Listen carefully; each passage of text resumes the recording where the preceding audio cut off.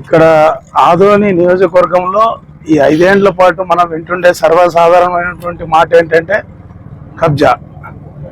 కబ్జా అంటే ఇక్కడ వచ్చేదో ల్యాండ్ లో property this property belongs to so and so అని ఆక్యుపై చేసి సినిమా టైప్ లో కాకుండా కబ్జా అంటే ఏంటంటే మీనింగ్ ప్రలోభాలకు గురి చేయడము, మభ్య పెట్టడము, వాళ్ళని అమాయకుల్ని నమ్మించడము, లేదా సెకండ్ రిజిస్ట్రేషన్ చేసి దాని మీద లిటిగేషన్ సృష్టించి వివాదాన్ని పంచాయతీకి తీసుకొని వెళ్ళడము, ఆ పంచాయతీ ద్వారా నాయకులు లబ్ధి పొందడం.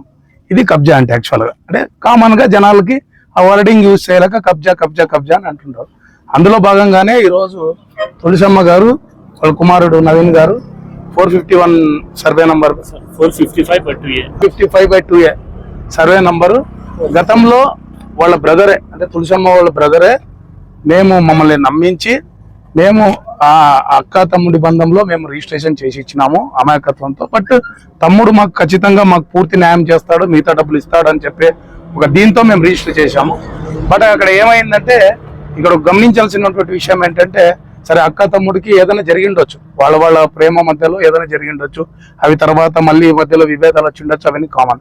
కానీ ఆ తమ్ముడు తన పేరు మీద రిజిస్టర్ చేసుకోకుండా దాన్ని ఇక్కడ ఉన్నటువంటి సాయిప్రసాద్ రెడ్డి గారి ప్రధాన అనుచరుడు సుబ్బారెడ్డి, అదే వెన్నపూసల సుబ్బారెడ్డి గారి పేరు మీద రిజిస్టర్ చేయించడం ఒక అనుమానానికి దారితీస్తూ ఉంది. ప్లస్ ఇంకోటి ఏంటంటే, అక్కడ ఒక సందర్భంలో ఆ రిజిస్ట్రేషన్ నంబర్ తప్పుపడడంతో సవరణ రిజిస్టర్ చేయాల్సి వస్తుంది అనమాట. మళ్ళీ తిరిగి సంతకాలు కావాల్సి వస్తాయి. ఇన్ కేసు అక్కడ ఏమైనా ఆ డాక్యుమెంట్ లో మిస్ నంబరింగ్ ఏదైనా జరిగితే మళ్ళీ వీళ్ళ ద్వారా ఆ సవరణ రిజిస్ట్రేషన్ సంతకాలు కావాల్సి వస్తాయి. అక్కడ అది జరిగిందని చెప్పి మళ్ళీ వీళ్ళని అప్రోచ్ అయినారు. వీళ్ళు దానికి ఒప్పుకోలే. మాకు రావాల్సినటువంటి మిగతా అమౌంట్ రాలేదు కాబట్టి మేమేదో తమ్ముని మీద నమ్మకంతో మేము చేసినాము. మా తమ్ముడు ఇంకోరికి చేశాడు. ఇప్పుడు మా తమ్ముని పేరు మీద ఉంటే అన్నా మేము ఏ రోజన్నా మేము దాన్ని తిరిగి రాబట్టుకోవచ్చు. ఇంకొకరి పేరు మీద వెళ్ళిపోయింది కాబట్టి మేము ఇప్పుడు సవరణ రిజిస్టర్కి రాము అనేసరికి వీళ్ళ ప్రమేయం లేకుండా సవరణ రిజిస్టర్ ఆఫీస్ లో జరిగింది అనేది వాళ్ళు చెప్పలేకపోతున్నారు. నేను చెప్తున్నా, మా దగ్గరకు వచ్చినప్పుడు మాత్రం మాకు అదే చెప్పింది. సో ఎక్కడైనా కానీ రిజిస్టరింగ్ అథారిటీలో ఒక పారదర్శకంగా రిజిస్ట్రేషన్ జరగాలి, అవన్నీ జరగాలి. ఈ లోపం ఎవరి ద్వారా జరిగింది? ఎక్కడైనా రిజిస్ట్రేషన్ అథారిటీ అధికారులే ఏదైనా లోటుపాట్లు ఉన్నాయా, లేకుంటే వీళ్ళని మభ్య పెడుతున్నారు అనేటువంటి విషయాన్ని కూడా ఖచ్చితంగా మేము పార్సారథి గారి దృష్టికి తీసుకొని వస్తే మేము కూడా ఒకటే చెప్పాము. చూడండి, తప్పకుండా ప్రభుత్వం వచ్చిన తర్వాత ఎక్కడైనా కూడా ఏ అన్యాయానికి గురైనా కూడా, ఎవరు అన్యాయానికి గురైనా కూడా దాన్ని తిరిగి న్యాయం చేసేటువంటి బాధ్యత ఈ ఎన్డీలో ఉన్నటువంటి 3 పార్టీలు తీసుకుంటాయనే విషయాన్ని వాళ్ళకి ఆ భరోసాని ఇవ్వడం జరిగింది. సో మీరందరూ వాళ్ళ వాయిస్ ద్వారా విన్నారు. నా వాయిస్ అయితే ఇదే. నేను ఆదోని నియోజకవర్గంలో ఎక్కడైనా కానీ, ఎందుకంటే ఇది కేవలం అధికారుల ప్రమేయంతో నాయకులు ఆడుతున్నటువంటి ఒక ఆట. ఇది ఓపెన్గా చెప్తాను. రేపు మాది పవర్ వచ్చినా మేము అధికారుల ద్వారానే ప్రజలకు సేవ చేయగలము. కానీ ఇక్కడ ఏం జరుగుతుందంటే అధికారుల ద్వారా ప్రజలకు అన్యాయం జరుగుతూ ఉంది. సో మేమేమంటున్నాము, ఈ 3 పార్టీలు కలిసి మేము ఖచ్చితంగా తిరిగి ప్రభుత్వం తప్పకుండా స్థాపిస్తాం. ఇక్కడ నేను ఒకటే చెప్తున్నా, ఇక్కడ వైసీపీ నాయకులు హడావిడిగా ప్రెస్ మీట్లు వచ్చి మీరు ఏదో హడావిడిగా వచ్చేసి మల్లపట్లు అన్నాడు, పార్సారథి అట్లా అన్నాడు, వాళ్ళని మభ్య పెడుతున్నాడు. ఇది కాదు. మీరు కానీ తప్పు చేసింటే తప్పకుండా మీ ద్వారా కక్కిస్తాం ఈ భూమిని. ఓపెన్గా ఇది చెప్తున్నాం వైసీపీ నాయకులకి. రేపైనా కూడా మేము ఒకటే చెప్తున్నాం, అసందర్భంగా అనాలోచితంగా ఏ మాట మాట్లాడడం. కానీ బాధితుల నుంచి ఒక వాయిస్ వచ్చిందనే తర్వాత వాళ్ళకు అండగా నిలబడాల్సిన బాధ్యత మాకుంది. కాబట్టి అటువంటి రాజకీయం మేము చేస్తున్నాం. కాబట్టి ఈరోజు బాధితులకు అండగా నిలబడడానికి మేము వచ్చాము. వాళ్ళకు కూడా మేము భరోసా ఇస్తుండేది ఒకటే, తప్పకుండా అధికారుల ద్వారా ఏ పొరపాటు జరిగినా, దీంట్లో ఏ నాయకుల ప్రమేయం ఉన్నా, ఎవరు మిమ్మల్ని మభ్యపెట్టి మోసం చేసినా కూడా తప్పకుండా మా ప్రభుత్వం వచ్చిన తర్వాత అదే అధికారుల ద్వారానే మీకు న్యాయం చేపిస్తామని చెప్పడానికి ఇక్కడికి మేము మా అభ్యర్థి అయినటువంటి పార్సారథి గారు ఇక్కడ రావడం జరిగింది. Very clear. ఎవరు కానీ దౌర్జన్యపూరితంగా రిజిస్టర్ చేసుకున్నా ఒక నిమిషం, ఇక్కడ పేర్లు నిమిషంకి ఒకటి మారుతూ ఉంటాయి. నేను చెప్తాను, చేసినోడు ఒకడు, దాన్ని తీసుకొని పోయి రాపిచ్చినోనికి ఇంకోనికి. అందుకే చెప్తున్నాను, ఇక్కడ ఎవరు చేసినా కూడా ఖచ్చితంగా అధికారులను సక్రమ మార్గంలో నడిపి ఇంకెప్పుడు కూడా ఆదోని నియోజకవర్గంలో ప్రైవేట్ ఆస్తులు కానీ ప్రభుత్వ ఆస్తులకు కానీ ఇంకొకరు జోలికి పోకుండా, ఇంకొకరు కన్నేయకోకుండా చూసుకునే బాధ్యత మేము తీసుకుంటాం. సో ఇక్కడ గవర్నమెంట్ వచ్చిన తర్వాత కూడా మేము అదే చెప్తున్నాం, మీరు తప్పు చేసిన వాళ్ళు అయితే మాత్రం ఇప్పటికైనా సరెండర్ అయిపోండి. బాధితుల దగ్గరకు వచ్చి ఏదో ఒకటి సెటిల్ చేసుకొని మీరు వాళ్ళకి న్యాయం చేయండి. లేదా చేయలేదు మేము అని అంటే okay, but time will decide. మేము డెఫినెట్గా మేమైతే బాధితులకు అండగా ఉంటాం. మా ప్రభుత్వం వచ్చిన తర్వాత అధికారులు పిలుచుకొని వీళ్ళకి న్యాయం చేయించే బాధ్యత మేము తీసుకుంటాం. ఇప్పుడు ఆదోనిలో జరుగుతున్నటువంటి దుర్మార్గాలు, ఆదోనిలో జరుగుతున్నటువంటి దురాక్రమణలు, కబ్జాలకు సంబంధించి పెద్ద సినిమానే తీయచ్చు. ఈ బాధితులు 2 కుటుంబాలు ఉన్నాయి ఇక్కడ. ఇక్కడ ఒక కుటుంబం ఉంది. నీ పేరేమ్మా? నా పేరు మహాదేవమ్మ. మహాదేవమ్మ కుటుంబము, మహాదేవమ్మ కుటుంబము, తులసమ్మ కుటుంబం. ఈ 2 కుటుంబాలు వచ్చి ఇక్కడ విలువైన స్థలాన్ని, అంటే సెంటు భూమి 20 లక్షలని మీడియా వాళ్ళు చెప్తా ఉన్నారు. అంటే సుమారుగా ఇది ఎన్ని కోట్ల భూమి ఉంటది ఈయన చెప్పిన ప్రకారంగా అంటే 8 కోట్లున్నారు. అదేవిధంగా మఠానికి సంబంధించిన అది ఎన్ని కోట్లు ఉంటుందో తెలియదు. 40 సెంట్లు అంటే అది అందుకు ఎన్ని కోట్లు ఉండొచ్చు. ఇన్ని కోట్లాది రూపాయలు. ఇది బైపాస్ అండి. ఇప్పుడు నేను బైపాస్ మీద నిలబడుకున్నాము. బైపాస్ లో ఉన్నటువంటి ఆనుకొని ఉన్నటువంటి భూమి ఇది. దీని మీద కబ్జా కన్ను. అయ్యా, ఆదోనిలో కబ్జాలన్నీ కూడా ఎమ్మెల్యే సాయి ప్రసాద్ రెడ్డి కనుసన్నల్లో జరుగుతున్నాయని ప్రజలంతా చెప్తారు. ఆయనకు ముఠా ఉంటది. దాంట్లో ఈ సుబ్బారెడ్డి అనేవాడు ముఠా నాయకుడు అనుకున్నాం.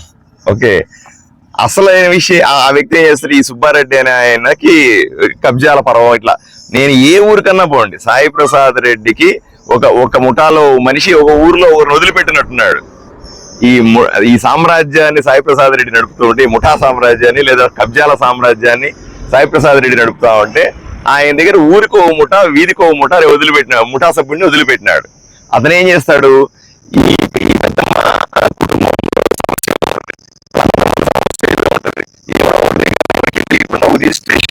సృష్టించినాడు.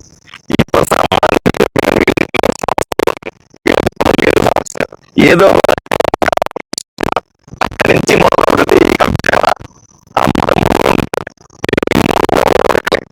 ఎక్కడ ఉన్నారంటే, మొదట వీళ్ళ భూమి ఉంది, తర్వాత మఠం భూమి ఉంది, రకరకాల వీళ్ళ భూమి ఉంది.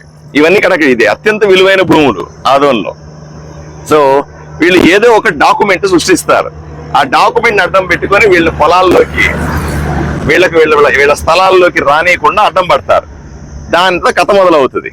మెల్లిమెల్లిగా అంటే అసలు ఈమె దగ్గర రిజిస్ట్రేషన్ చేసుకుంది ఒకప్పుడు వైఎస్ఆర్సీపీ నాయకుడు, ఎమ్మెల్యే అనుచరుడు. వీళ్ళ దగ్గర రిజిస్ట్రేషన్ చేసుకుంది కూడా ఎమ్మెల్యేకి అత్యంత సన్నిహితుడైన అనుచరుడు. వీళ్ళందరూ ఏం చేస్తారు, చివరికి ఇంకోరి పేరు మీద రిజిస్ట్రేషన్ చేసేస్తారు. ఇలా చేతులు మారేసరికి వీళ్ళకి, ఈ బాధితులకి ఎవరిని అడగాలో తెలియదు, ఎక్కడికి పోవాలో తెలియదు, ఎవరి మీద కేసులు పెట్టాలో తెలియదు, పెడితే ఏమవుతుందో తెలియదు, పెట్టకపోతే ఏమవుతుందో తెలియదు. ఈ గందరగోళాల మధ్య కోర్టులు, పోలీసులు, ఒపీనియన్లు, మీడియాలు ఇట్లా చుట్టూ తిరుగుతూ వీళ్ళ జీవితం సగం గడిచిపోద్ది. వీళ్ళు పూర్తిగా అలిసిపోయిన తర్వాత వీళ్ళకు ఏదో ₹1, ₹2 ఇచ్చి బయటికి తోసేస్తారు. ఇది ఈ ఊర్లో విలువైన స్థలాలని కబ్జాలు చేసే ఒక బ్రహ్మాండమైనటువంటి టెక్నాలజీ. ఈ టెక్నాలజీ పెట్టుకొని ఊర్లో వీళ్ళే కాదండి, నాకు రోజుకి ఇట్లాంటి వాళ్ళు 10 మంది వస్తారమ్మా. నమ్మాలి, ఇవి మాత్రం ఆధునిక ప్రజలు అర్థం చేసుకోవాలి. రోజుకు నాకు నేను ఈ సందర్భంలో 10 మంది ఇట్లాంటి కుటుంబాలు వస్తాయి. మా భూమి కబ్జా, మాది విలువైన ఇల్లు కబ్జా. నిన్న ఒక వ్యక్తి ఒక ఆడవాళ్ళు వచ్చి చెప్తా ఉన్నారు, ఆడవాళ్లకు పబ్లిక్ గా కట్టిన టాయిలెట్స్ ని కొట్టేసి దాన్ని కబ్జా చేసి ఇల్లు కట్టేసినారు అని చెప్తా ఉన్నారు. ఇంత దారుణమా అసలు? అంటే కబ్జాలకు అంతే లేకుండా ఈ ఊర్లో ఎవరు కూడా విలువైన స్థలాన్ని పెట్టుకోవడానికి భయపడుతున్నారంటే నమ్మండి. లేదా ఎవరికైనా విలువైన స్థలం ఉంటే రోజు గుండె పట్టుకొని ఇంట్లో కూర్చునే పరిస్థితి ఆదోన్లో ఉందంటే నమ్మాలి. దీనికి అన్నింటికీ కారకుడు ఎమ్మెల్యే సాయి ప్రసాద్ రెడ్డి. తన ప్రధానమైనటువంటి ఒక్కొక్క చోట వదిలిపెట్టినటువంటి అనుచరగణం. నేను ఒకటే చెప్తా ఉన్నా, ఇప్పుడు ఈ ఎమ్మెల్యేకి సంబంధించిన మనుషులందరికీ కూడా స్పష్టంగా చెప్తా ఉన్నా, ఈమె స్థలం ప్లేస్ లో కూడా రిజిస్ట్రేషన్ అయ్యి చివరికి సాయి ప్రసాద్ రెడ్డి ప్రజానాయకుడు సుబ్బారెడ్డి పేరు మీదకి వెళ్ళినాయి ఆస్తులు. వీళ్ళ ఇంట్లో కూడా పోయి చివరికి సుబ్బారెడ్డి అనే పేరు మీద ఆస్తులు వెళ్ళినాయి. ఆ మఠానికి సంబంధించిన భూమి అది పోయి సుబ్బారెడ్డి అనే పేరు మీద లీజు వచ్చి ఆయన ఎవరికో లీజుకి ఇచ్చాడు. మీరు ఆలోచన చేయండి. ఆదోని ప్రజలు అర్థం చేసుకోవాలి, సాయి ప్రసాద్ రెడ్డి ప్రధాన అనుచరుడు ద్వారా ఆడిస్తున్నటువంటి కబ్జా నాటకం కాదా ఇది? పోనీ ఎవరైనా వీళ్ళు నిజంగా పోలీస్ స్టేషన్కి వెళ్ళాలనుకున్నారు. ఈ తమ్ముడు చెప్తారు, పోలీస్ స్టేషన్కి వెళ్తే మా పోలీస్ కంప్లైంట్ ఎందుకు తీసుకుంటారు సార్ అంటున్నాడు. వీళ్ళు అసలు లేదు సార్, మేము పోలీస్ స్టేషన్కి వెళ్ళలేదు, కోర్టుకి వెళ్ళలేదు, ఏదో ఎప్పటికైనా న్యాయం జరుగుతుందని వాళ్ళ చుట్టూ తిరుగుతూనే ఉన్నాం సార్ అంటారు. ఎక్కడ తిరుగుతారు వీళ్ళంతా కూడా? వీళ్ళకి ఏం తెలుసు? టెక్నికల్ డీటెయిల్స్ ఏం తెలుస్తాయి? అవన్నీ తెలిసే అవకాశం కూడా లేదు కదా. దీన్ని అర్థం చేసుకోవాల్సిన అవసరం మనకు అంతనా ఉంది. నేను చెప్పేది ఏమిటంటే, మొబైల్ పాపం వేడికిపోయిన ఒక విషయం ఆగండి. తన ప్రధాన అనుచరగడం, నేను ఒక ఊరికి వెళ్ళాను, అక్కడ తిమ్మారెడ్డి అంటారు, ఇంకోరికి వెళ్ళాను మూర్తి అంటారు, ఇంకోరికి ఊరికి వెళ్ళాను ఇంకో రెడ్డి అంటారు. ఒక్కొక్క ఊర్లో ఎమ్మెల్యే అనుచరులుగా ఉండి కబ్జాలు చేస్తే చివరికి ఎమ్మెల్యేకి చేరుస్తున్నటువంటి బినామీలారా, మీకు అందరికి ఒకటే మాట చెప్తా ఉన్నా, ప్రజల జోలికి రావద్దు. ఒకప్పుడు డాక్టర్ పార్థసారథి ఆదోళనలో లేడు కాబట్టి మీ కబ్జాలు కథలు అసలు అన్ని బ్రహ్మాండంగా నడిచినాయి. మిమ్మల్ని ఎదిరించే మనిషే లేడు. మీరు ఆడింది ఆట పాడింది పాటగా గడిచింది.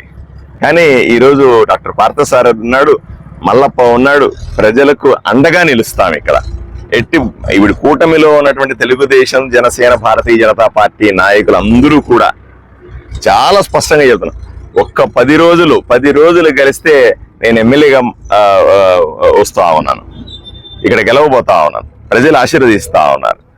మేము ఎమ్మెల్యే గెలిచిన తర్వాత కూటమిలోని ప్రతి ఒక్క నాయకుడు కూడా, ముఖ్యంగా నేను, మల్లప్ప, మిగతా నాయకులందరూ కూడా ప్రజల్ని కాపాడే పనిలో ఉంటాం, వాళ్ళ ఆస్తుల్ని కాపాడే పనిలో ఉంటాం. ఎవరైతే కబ్జా, ఇంతకుముందు చాలాసార్లు చెప్పాను, కబ్జాలను ఆదోనిలో సహించేది లేదు. ఎవరు కబ్జాలనే పేరు మీద, దొంగ డాక్యుమెంట్లు సృష్టించామనే పేరు మీద, బెదిరిస్తామనే పేరు మీద, ఎవరైనా వాళ్ళ స్థలాల్లోకి వెళ్తే తరిమేస్తామనే పేరు మీద, రౌడీలను పంపించి బెదిరిస్తామనే పేరు మీద ఎవరన్నా ఇట్లాంటి పనులు చేస్తే నేను సీరియస్ గా చెప్తామని ఇంకా ఆపేయండి. ఎవరి స్థలాలు వాళ్ళకి ఇచ్చేయండి, ఇచ్చేసి పోండి. ఇంతకు మించి మీకు చెప్పాల్సింది ఏమీ లేదు. దయచేసి ఏదైనా సరే ఆదోనిలో చట్టబద్ధంగా, నేను చాలా స్పష్టంగా చెప్తాను, ఆదోనిలో ఎవరైనా సరే చట్టబద్ధంగా న్యాయబద్ధంగా బతకాల్సిందే.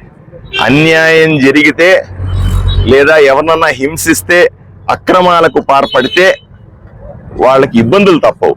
కాబట్టి నేను చాలా సీరియస్ గా చెప్తా ఉన్నాను, మంచిగా చెప్తా ఉన్నాను, ఒళ్ళు దగ్గర పెట్టుకోండి. దయచేసి ఇట్లాంటి ప్రజల జోలికి వచ్చి, ప్రజల ఆస్తుల జోలికి వచ్చి, ప్రజలకు కూడా సీరియస్ గా చెప్తా ఉన్నాను, ప్రజలు కూడా ఆలోచన ఎట్లా, ఇప్పుడు ఎవరో జోలికి వెళ్ళారు, మా జోలికి రాలేదని ప్రజలు ఎప్పుడు అనుకోవద్దు. దయచేసి వీళ్ళ జోలికి వచ్చిన, ఈ పెద్దమ్మ జోలికి వచ్చిన వాడు మీ ఇంటికి రాడా? ఈ అక్క జోలికి వచ్చే, వీళ్ళ ఇంటికి వచ్చినవాడు, వీళ్ళ స్థలం మీదకి వచ్చిన వాడు మీ ఇంటికి రాడా? ప్రజలు కూడా ఆలోచన చేసుకోవాలి. దుర్మార్గులను సహించడానికి వీల్లేదు. ఏ స్థాయిలో ఉన్న వాళ్ళైనా సరే మనం వాళ్ళని క్షమించకూడదని ప్రజలందరినీ కూడా కోరుకుంటా ఉన్నాం.